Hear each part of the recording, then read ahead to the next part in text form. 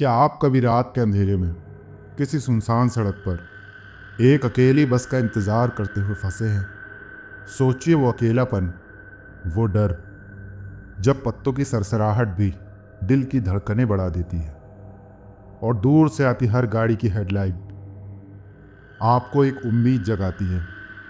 हम में से ज़्यादातर लोगों के लिए वो बस या कोई गाड़ी आ ही जाती है, लेकिन कुछ बदनसीब ऐसे भी होते हैं जिनके लिए उस रात बस नहीं, कुछ और आता है। आज जो मैं आपको कहानी सुनाने जा रहा हूँ, उत्तर प्रदेश के एक छोटे से गुमनाम गांव रामपुरिया की है।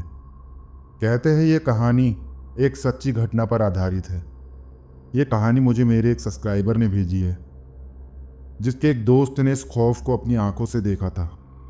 रामपुरिया के लोग कसम खाते हैं कि वो बस स्टॉप आज भी वीरान पड़ा है। वो कहते हैं कि अगर आप सूरज ढलने के बाद वहाँ अकेले हैं और आपको एक बूढ़ी औरत की आवाज़ सुनाई दे, बेटा, तो समझ लेना कि अब भागने का कोई फ़ायदा नहीं, क्योंकि वो आपको देख चुकी है।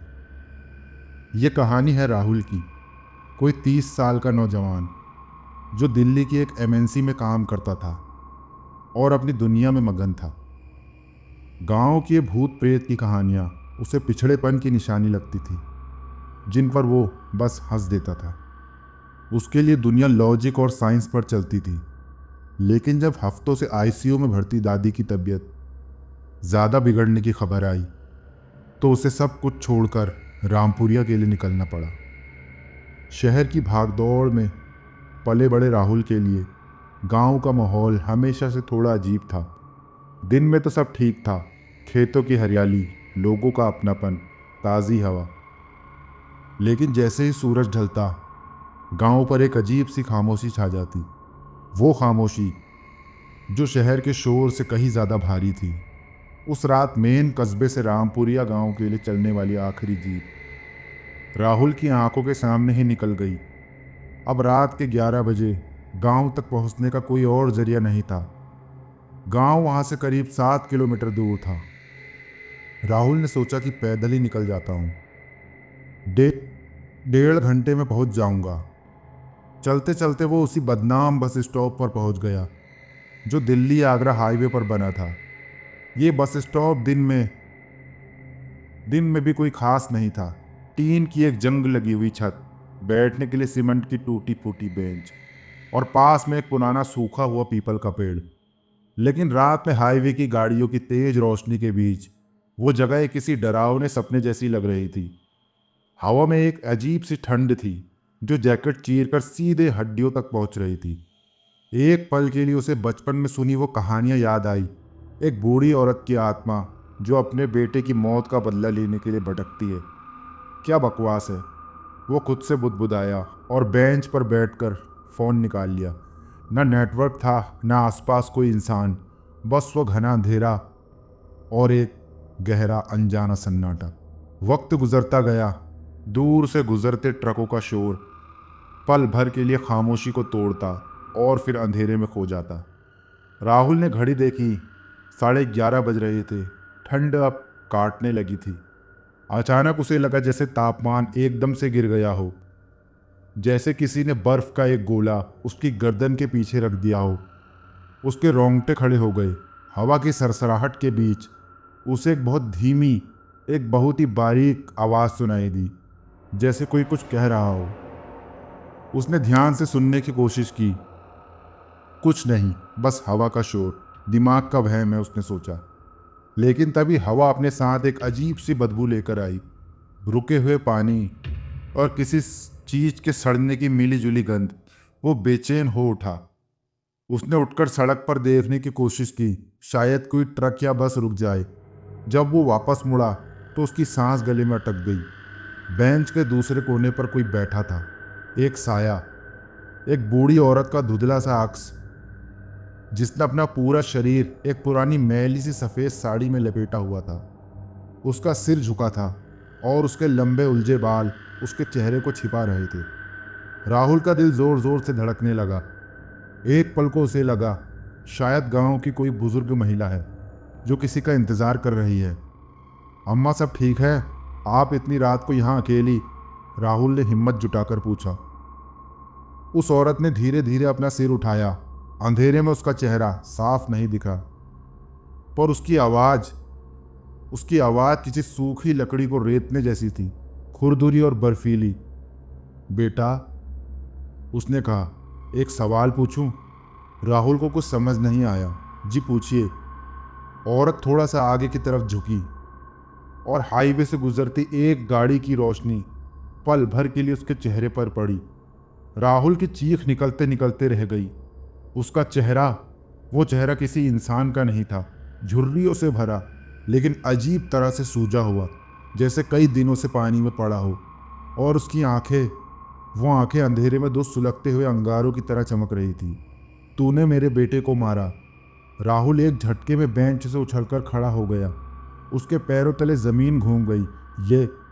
ये आप क्या कह रही हैं? मैं तो आपको जानता भी नहीं। मैं दिल्ली से आया हूँ, वो हकलाते हुए बोला। बुढ़िया जोर से हंसी। वो हंसी नहीं थी, वो एक सर्द गूंजती हुई आवाज़ थी जो सीधे हड्डियों में उतर रही थी। हर रात यही पूछती हूँ, हर रात कोई तो होगा। राहुल पीछे हटा। उसे भागना था, यहाँ से, इस जगह से, इस औरत से दूर। वो पलटा और अपनी पूरी ताकत से गांव की दिशा में भागा। उसका दिल सीने में हथौड़े की तरह बज रहा था। वो दौड़ता रहा जब तक उसकी सांसें उखड़ने नहीं लगी। करीब 10 मिनट दौड़ने के बाद जब वो रुका और उसने पलटकर देखा तो उसका खून जम गया। वो वापस उसी बस स्टॉप पर खड़ा था। वही टूटी हुई बेंच, वही सूखा हुआ पीपल का पेड़, जैसे वो कहीं गया ही नहीं था, जैसे वो 1 इंच भी आगे नहीं बढ़ा था। ये एक टाइम लूप था, एक ऐसा जाल जिससे बाहर निकलने का कोई रास्ता नहीं था। अब डर उसकी नसों में खून बनकर दौड़ने लगा था। सड़े हुए मांस की बदबू अब और भी तेज हो गई थी।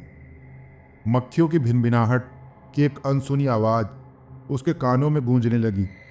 और वो बुढ़िया, वो बेंच पर नहीं थी, वो पीपल के पेड़ के तने से सटी खड़ी थी। और इस बार वो पहले से ज्यादा साफ दिख रही थी। उसका चेहरा आधा सड़ चुका था, एक आंख अपनी जगह से बाहर लटक रही थी, उसके होंठ गलकर गायब हो चुके थे। और जब वो बोली तो उसकी आवाज़ सीधे उसके गले के गड्ढे से आती महसूस हुई। उसके मुंह से काले कीड़े रेंगकर नीचे गिर रहे थे। तू ठाकुर का ही खून है ना? उसने बोला। तेरी आंखों में उसी का घमंड है। बदला बदला तो चुकाना ही पड़ेगा। बस एक सवाल का जवाब दे, क्या तू ही है मेरे बेटे का कातिल? राहुल का दिमाग सुन्न हो चुका था। उसे गांव वालों की बातें याद आई। वे कहते थे कि वो बुढ़िया एक बदला लेने वाली आत्मा है, जो झूठ बोलता है वो उसे ले जाती है। राहुल ने घबराकर चिल्लाते हुए कहा, नहीं, मैं ठाकुर का वंशज नहीं हूं, मैं तो दिल्ली का हूं। जैसे ही उसने झूठ बोला, हवा का एक बर्फीला झोंका उसके आर पार हो गया। बुढ़िया एक पल में उसके सामने आ गई। उसका ठंडा चिपचिपा हाथ राहुल के गले की तरफ बढ़ा। उसके लंबे काले नाखूनों ने राहुल की गर्दन पर एक गहरी खरोंच छोड़ दी, जिससे खून की एक पतली लकीर बह चली। तभी दूर से एक ट्रक की तेज लाइटें नजर आई। राहुल ने अपनी बची कुची हिम्मत से सड़क की तरफ दौड़ लगा दी। वो ट्रक को रोकने के लिए हाथ हिलाने लगा, चिल्लाने लगा। ट्रक पास आया, लेकिन उसकी लाइटें अचानक बंद हो गई। वो तेज रफ्तार ट्रक अंधेरे में राहुल के पास से गुजर गया, लेकिन अंदर ड्राइवर की सीट पर कोई नहीं था। सिर्फ एक गूंजती हुई चीख हवा में तैरती रह गई, भागो बेटा। और फिर ट्रक के क्रैश होने की जोरदार आवाज आई। लेकिन जब राहुल ने देखा तो वहां कोई ट्रक नहीं था, कोई मलबा नहीं था, सिर्फ जली हुई धातु और खून की गंध हवा में घुल गई थी। अब राहुल की सारी हिम्मत जवाब दे चुकी थी। वो भागकर वापस उसी बस स्टॉप पर पहुंचा और घुटनों के बल जमीन पर गिर पड़ा। वो रो रहा था, गिड़गिड़ा रहा था, मुझे जाने दो, मैंने कुछ नहीं किया, मैं बेकसूर हूँ। अचानक पीपल के पेड़ की पत्तियां जोर जोर से सरसराने लगी, जैसे कोई तूफान आया हो। बदबू अब बर्दाश्त की बाहर थी, जैसे 100 लाशें एक साथ सड़ रही हो। राहुल ने कांपते हुए ऊपर देखा। बुढ़िया पेड़ की सबसे ऊंची डाली के नीचे लटक रही थी। हवा में उसके पैर झूल रहे थे। उसकी साड़ी फट चुकी थी और उसके नीचे से उसकी पसलियों की हड्डियां साफ नजर आ रही थीं। उसका शरीर अब पूरी तरह से गल चुका था। बेटा, उसकी आवाज अब किसी गहरे कुएं से आ रही थी। अब तू मेरा बेटा बनेगा। ये कहते ही उसके मुंह से काले धुएं की तरह हजारों कीड़े निकले और एक बादल की तरह राहुल की तरफ बढ़ने लगे। वो कीड़े राहुल के मुंह और नाक में घुसने की कोशिश करने लगे। ठंड इतनी बढ़ गई कि राहुल को लगा उसकी सांस जम जाएगी, उसकी चमड़ी फट जाएगी। उसने अपनी आंखें कसकर बंद कर ली। मौत उसे अपने सामने खड़ी नजर आ रही थी। तभी उसे अपनी दादी का चेहरा याद आया, और याद आया वो तावीज़ जो दादी ने दिल्ली आते वक्त जबरदस्ती उसके गले में पहनाया था। हनुमान चालीसा का एक छोटा सा तावीज़। राहुल ने कांपते हुए हाथों से अपनी जैकेट के अंदर से तावीज़ निकाला और उसे कसकर पकड़ लिया। उसने अपनी पूरी जान लगाकर हनुमान चालीसा की वो पंक्तियाँ बोलना शुरू की जो उसे याद थी। भूत पिचास निकट नहीं आवे। जैसे ही ये शब्द उसके मुंह से निकले, बुढ़िया एक भयानक चीख के साथ पीछे हटी। उसकी चीख में जलन का दर्द था, जैसे किसी ने उस पर खौलता हुआ तेल डाल दिया हो। कीड़ों का वो बादल छटने लगा। एक पल के लिए राहुल को लगा कि वो बच गया, लेकिन वो उसका आखिरी हमला था। इससे पहले कि वो पूरी तरह गायब होती, बुढ़िया का एक हाथ, जो अब सिर्फ हड्डी का ढांचा रह गया था, बिजली की तेजी से आगे बढ़ा और राहुल के सीने में घुस गया। राहुल को लगा जैसे हजारों बर्फीले चाकुओं ने एक साथ उसके दिल को चीर दिया हो। एक बर्फीला दर्द उसके सीने में उठा और पूरे जिस्म में दौड़ गया, और फिर सब कुछ अंधेरा। अगली सुबह जब पास के गांव वाले वहां से गुजरे तो उन्होंने राहुल को बस स्टॉप की बेंच पर बेहोश पाया। उसके सीने पर गहरे नाखूनों के निशान थे, लेकिन वो जिंदा था। उसे अस्पताल ले जाया गया। कुछ हफ्तों बाद ठीक होकर वो चुपचाप दिल्ली वापस चला गया। उसने उस रात के बारे में किसी से एक शब्द भी नहीं कहा। लेकिन कहानी यहाँ ख़त्म नहीं होती। रामपुरिया गांव के लोग कहते हैं कि बुढ़िया का साया तो उस बस स्टॉप से चला गया, लेकिन उसकी जगह अब एक नई परछाई ने ले ली थी। वो बताते हैं कि आज भी अगर कोई मुसाफिर रात को उस बस स्टॉप पर रुकता है तो बेंच पर उसे एक नौजवान लड़का बैठा मिलता है। एक ऐसा लड़का जो बहुत धीरे कांपती हुई आवाज़ में हर आने जाने वाले से एक ही सवाल पूछता है, बेटा, एक सवाल पूछूं? क्या वो राहुल था जो उस रात कभी वहाँ से निकल ही नहीं पाया, या उस बुढ़िया की आत्मा ने राहुल के शरीर में अपना नया घर बना लिया था? इसका जवाब किसी के पास नहीं है। क्या आपके शहर या गांव में भी कोई ऐसी जगह है जहां लोग रात को जाने से डरते हैं? अगर हाँ, तो अपनी कहानी हमें कमेंट में ज़रूर बताएं। और अगर ये कहानी आपको पसंद आई तो वीडियो को लाइक और शेयर करना ना भूलें। अगली सच्ची डरावनी कहानी के लिए चैनल को सब्सक्राइब करें। तब तक के लिए शुभ रात्रि।